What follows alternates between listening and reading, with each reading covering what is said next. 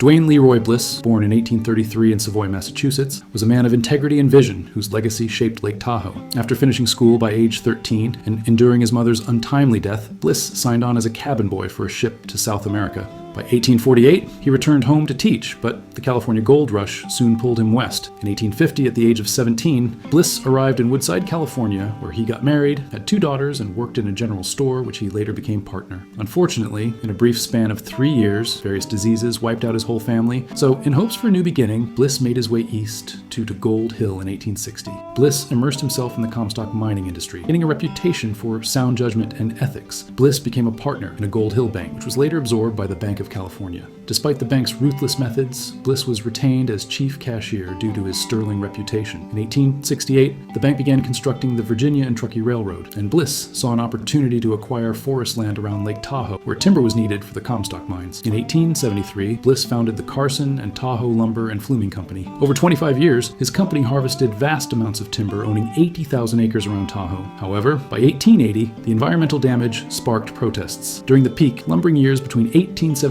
and 1880, more than 30 million board feet was cut at mills in Glenbrook and Incline in Nevada. Yet Bliss and his partners profited greatly from both the mines and lumber for Virginia City. From 1859 through 1899, the Comstock mines produced $400 million in silver and gold wealth. Surprisingly, another $100 million was also generated from timber sales, chiefly from Dwayne L. Bliss's Carson and Tahoe Logging and Fluming Company. Therefore, the local protests to the denuding of Lake Tahoe's forests and their tie to immense wealth was justified. Bliss responded by protecting smaller trees to aid regeneration, and in 1929, the Bliss family donated 744 acres to the California State Park System. And today, D.L. Bliss State Park stands as a testament to Bliss's forest regeneration and environmental efforts. When the Comstock collapsed in 1881, Bliss turned to tourism, envisioning Lake Tahoe as a resort hub. He spearheaded projects for a luxury hotel, a railroad, and a steamship, ultimately transforming Tahoe into the destination it is today. Dwayne L. Bliss's vision for Lake Tahoe began with the SS Tahoe, a magnificent 169-foot steamer launched in June 1896. Dubbed the Queen of the Lake, it could carry 200 passengers and cruise the entire lake in under 8 hours. To enhance access to North Lake Tahoe, Bliss built a narrow-gauge railroad from Truckee to Tahoe City, serving tourists. His grand plan culminated in the Tahoe Tavern, a luxurious hotel that opened in 1902. Designed by his son, Walter, it was hailed as the finest hotel between San Francisco and the Rockies. Bliss mortgaged his railroad to finance the tavern, and the investment paid off, with guests enjoying rustic elegance, gourmet meals, and activities like fishing and horseback riding. By 1906, the tavern added a casino,